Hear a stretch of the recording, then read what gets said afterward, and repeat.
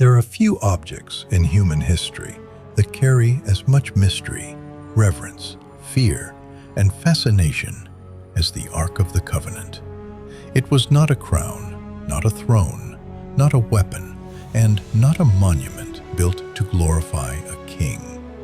It was a sacred chest constructed in the wilderness by a people who had only recently escaped slavery.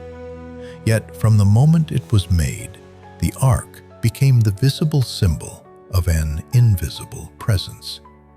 It represented the covenant between God and Israel, the meeting point between heaven and earth, and the terrifying holiness of the God who had brought his people out of Egypt. The story begins at Mount Sinai after the Exodus. Israel had crossed the Red Sea, wandered into the wilderness, and arrived at the mountain where Moses received the law. There, according to Exodus 25:10-22, God gave detailed instructions for the ark's construction. It was to be made of acacia wood, overlaid with pure gold inside and out. It was to have rings and poles so that it could be carried without being touched. On top of it sat the mercy seat, overshadowed by two cherubim of gold. Between those cherubim, God said he would meet with Moses and speak to him concerning the commands for Israel. Inside the ark were the tablets of the covenant, the stone tablets on which the 10 Commandments were written. Hebrews 9:4 also remembers the ark as associated with the golden jar of manna and Aaron's rod that budded. You see, Hebrews 9:4 is very specific about the contents. The ark itself, the golden pot that had manna, Aaron's rod that budded, and the tablets of the covenant. Yes, but the specificity isn't just for historical accuracy. It's about the symbolic weight. The manna and the rod point to God's provision and authority, while the tablets, they are the very foundation of the covenant. And let's not forget the theological weight. The writer of Hebrews is making a case for the superiority of the new covenant, so the placement and description of these items are not arbitrary. Once the tabernacle was completed, the ark was placed in the most holy place, behind the veil, where no ordinary Israelite could enter. Even the high priest entered that sacred space only under strict conditions, especially on the Day of Atonement, as described in Leviticus 16. The ark was not treated as an object of curiosity. It was hidden, guarded, and approached with reverence. Its holiness was not magical in the shallow sense. It was dangerous because it represented the presence of the living God among a sinful people. As Israel moved through the wilderness, the ark traveled with them. Numbers 10:33-36 describes the ark going before the people as they journeyed from the mountain of the Lord, seeking out a resting place for them. The ark then entered one of the most dramatic scenes in Israel's early history, the crossing of the Jordan River. After Moses died, Joshua led the people toward the Promised Land. The Jordan stood before them as the Red Sea had once stood before their parents. In Joshua 3-4, the priests carrying the ark stepped into the river, and the waters were cut off. Israel crossed on dry ground. The ark stood in the middle of the riverbed until the nation had passed over. In that moment, the ark became the bridge between promise and possession. It marked the transition from wilderness to inheritance. Soon after, the ark appeared in the story of Jericho. Joshua 6 describes the priests carrying the ark around the city as the people marched in silence. For 6 days they circled the walls once each day. On the 7th day they circled 7 times. The trumpets sounded, the people shouted, and the walls fell. After the conquest period, the ark eventually came to rest at Shiloh. This became one of Israel's earliest major worship centers. In 1 Samuel 1-3, Shiloh is the place where Hannah prayed for a son, where Samuel grew up under Eli the priest, and where the word of the Lord came to Samuel in the night. The ark remained there during a time of spiritual decline. Eli's sons, Hophni and Phinehas, served as priests but abused their office. The sacred center of Israel's worship became corrupted by greed and immorality. Then came disaster. In 1 Samuel 4, Israel went to war against the Philistines. After losing the first battle, the elders asked why the Lord had allowed them to be defeated. Instead of repenting, they decided to bring the ark from Shiloh into the camp, assuming its presence would guarantee victory. The people shouted so loudly that the ground shook. Even the Philistines were afraid, remembering the God who had struck Egypt. But Israel had misunderstood the ark. They treated it as a religious weapon rather than the sign of a covenant that required faithfulness. The battle ended in catastrophe. Israel was defeated. Hophni and Phinehas were killed. The ark of God was captured. When Eli heard the news, he fell backward, broke his neck, and died. Phinehas's wife went into labor, and as she died, she named her child Ichabod, saying, "The glory has departed from Israel," because the ark of God had been taken. This was one of the darkest moments in Israel's history. The ark, the sacred symbol of God's presence, was now in enemy hands. But the story did not end with Israel's humiliation. In 1 Samuel 5, the Philistines placed the ark in the temple of their god Dagon at Ashdod. The next morning, Dagon was found fallen before the ark. They set the idol back up, but the following morning, Dagon had fallen again, this time with his head and hands broken off. The message was unmistakable.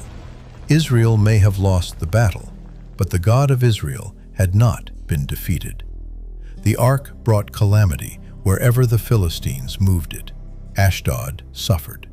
Gath suffered. Ekron feared its arrival. After 7 months, the Philistines decided to send it back.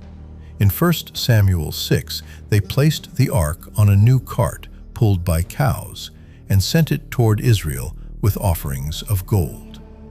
The cows went straight toward Beth Shemesh, and the people rejoiced when they saw the ark returning. The ark was then taken to Kiriath Jearim, to the house of Abinadab, where Eleazar was consecrated to guard it. According to 1 Samuel 7, 1-2, it remained there for many years. The next major chapter in the ark's journey came during the reign of David. After becoming king and capturing Jerusalem, David desired to bring the ark into his new capital.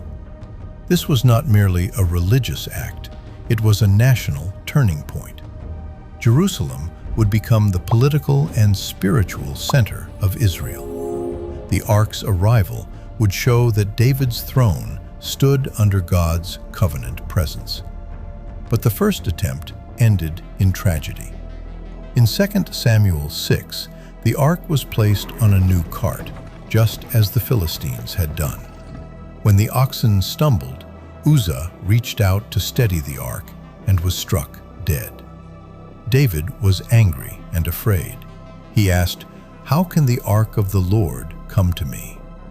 The ark was taken aside to the house of Obed-Edom, where it remained for 3 months, and the household was blessed.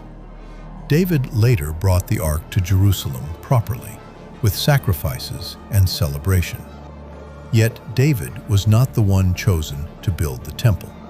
That task passed to his son Solomon. In 1 Kings 8, after Solomon completed the temple, the ark was brought into the inner sanctuary, the most holy place, beneath the wings of the cherubim.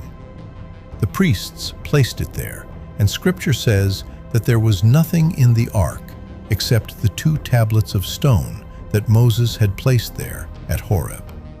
Then, slowly, the ark begins to disappear from history.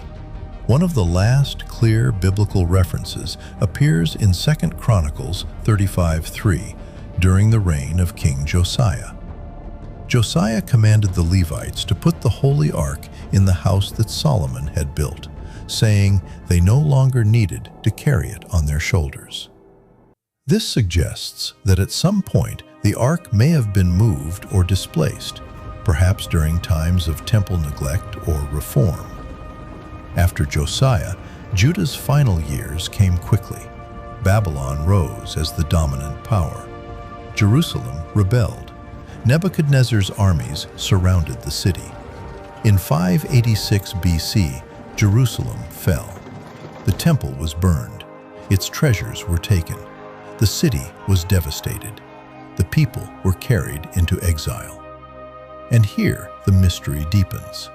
The Bible gives detailed descriptions of temple vessels taken by the Babylonians in passages such as 2 Kings 25, 2 Chronicles 36, Jeremiah 52, and later Ezra 1. Gold and silver articles are mentioned.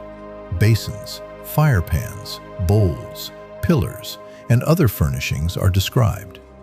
But the Ark of the Covenant is not named among the captured objects. There is no biblical scene of Babylonian soldiers carrying it away. There is no record of it being destroyed. There is no record of it being returned when the exiles came back from Babylon. By the time of the Second Temple, the Ark appears to be gone. This absence is striking. The Second Temple had priests, sacrifices, worship, and sacred space. But Jewish tradition widely remembers that the Ark was missing from the Holy of Holies. The most sacred room remained sacred, but the Ark itself was no longer there. When the Romans later entered the temple's inner areas, ancient reports do not describe the Ark being present. By the time Jerusalem was destroyed again in AD 70, the Ark had already vanished from public history. So, where did it go? One possibility is that the Ark was hidden before the Babylonian destruction. This theory is rooted in the idea that faithful priests, Levites, or royal officials knew Jerusalem would fall and concealed the Ark somewhere beneath the Temple Mount or in a hidden chamber nearby. This theory is powerful because it explains why the Ark was not listed among Babylon's spoils. If the Ark had been hidden before the city fell, the Babylonians may never have found it.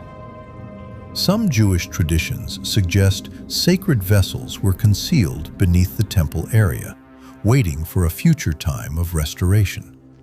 The difficulty is that the Temple Mount is one of the most politically and religiously sensitive places on earth. Even if someone believed the Ark was hidden below it, excavation there is nearly impossible under present realities. The site is sacred to Judaism, Christianity, and Islam. Any serious digging would create enormous religious and political conflict. For that reason, the Temple Mount theory remains one of the most compelling and yet least testable possibilities. Another possibility is that the Ark was hidden somewhere outside Jerusalem before the final Babylonian siege. Some traditions connect the Ark with the prophet Jeremiah. According to 2 Maccabees 2:4-8, a later Jewish text not included in the Hebrew Bible, Jeremiah took the Ark, the tent, and the altar of incense and hid them in a cave on the mountain where Moses had viewed the Promised Land. The text says the place would remain unknown until God gathered his people again. This tradition places the Ark somewhere around Mount Nebo, east of the Jordan River, in the region associated with Moses' final days. But again, there is no confirmed archaeological evidence that the Ark is there. A third possibility is that the Ark was taken away long before the Babylonian destruction, possibly during one of the earlier invasions or periods of temple plundering. The temple was not untouched between Solomon and Nebuchadnezzar. Foreign powers and even Judah's own kings at times stripped treasures from the house of the Lord. Shishak of Egypt came against Jerusalem in the days of Rehoboam and took treasures from the temple and palace, according to 1 Kings 14:25-26. Later kings also removed temple treasures in times of political crisis. Some have wondered whether the ark could have been taken during one of these earlier events. The most famous modern claim places the ark not under Jerusalem, not at Mount Nebo, and not in Babylon, but in Ethiopia. According to Ethiopian tradition, the ark was brought to Ethiopia by Menelik I, believed in that tradition to be the son of King Solomon and the Queen of Sheba. The story is preserved especially in the Kebra Nagast, the medieval Ethiopian national epic. In this account, Menelik traveled to Jerusalem, was recognized as Solomon's son, and eventually returned to Ethiopia. The ark, according to the tradition, came with him, either by divine will or through a sacred transfer involving the sons of Israel's nobles. Today, the Ethiopian Orthodox Tewahedo Church maintains that the true Ark of the Covenant rests in Aksum, in the chapel of the tablet near the Church of St. Mary of Zion. It is said to be guarded by a single appointed monk, who devotes his life to watching over it and does not leave the sacred enclosure. No public inspection is permitted. No outside scholar is allowed to examine it. In Ethiopian Orthodox worship, replicas known as tabots hold central importance in church life, symbolizing the Ark and the tablets of the covenant. The Ark is not just a lost object in Ethiopian imagination. It is part of a living, sacred tradition. Still, from a historical and archaeological standpoint, the Ethiopian claim remains unverified. No independent examination has confirmed that the object in Aksum is the biblical ark. The Kebra Nagast, while deeply important to Ethiopian tradition, was written many centuries after the time of Solomon. Scholars therefore distinguish between the strength of the tradition and the absence of physical proof. Other theories have appeared across history. Some imagine the ark was taken to Egypt and hidden on Elephantine Island, where an ancient Jewish community once existed. Others suggest it was destroyed by the Babylonians, melted down for gold, or broken apart in the chaos of Jerusalem's fall. Some propose that it was carried to Arabia, hidden in a desert cave, or preserved by a secret priestly line. More speculative theories have placed it in Rome, Ireland, or even beneath medieval churches. But most of these claims rest on legend, imagination, or weak evidence rather than firm historical proof. The truth is that the ark's disappearance is powerful precisely because the evidence stops. But it pointed to something beyond human control. If the ark still exists today, the most discussed possibilities remain these: hidden somewhere beneath or near the Temple Mount, concealed in a cave associated with Jeremiah and Mount Nebo, preserved within the guarded traditions of Ethiopia, or lost forever during the violent collapse of ancient Jerusalem. Of these, Ethiopia has the strongest living tradition. The Temple Mount has the strongest connection to the ark's last confirmed biblical home. Mount Nebo has one of the most powerful ancient religious traditions. Destruction remains the simplest possibility, but also the one the biblical silence does not clearly prove. In the end, the Ark of the Covenant is more than a missing object. It is a question history has never fully answered. And until its final resting place is proven, the Ark of the Covenant will remain suspended between history and mystery, between the earth that lost it and the heaven that still remembers it. Thank you so much for joining us today. If this message spoke to you, don't forget to give it a thumbs up. Make sure to subscribe to the channel for more inspiring teachings and hit the notification bell so you never miss a new post. Drop a comment below to let us know what you think and share this video with your family and friends.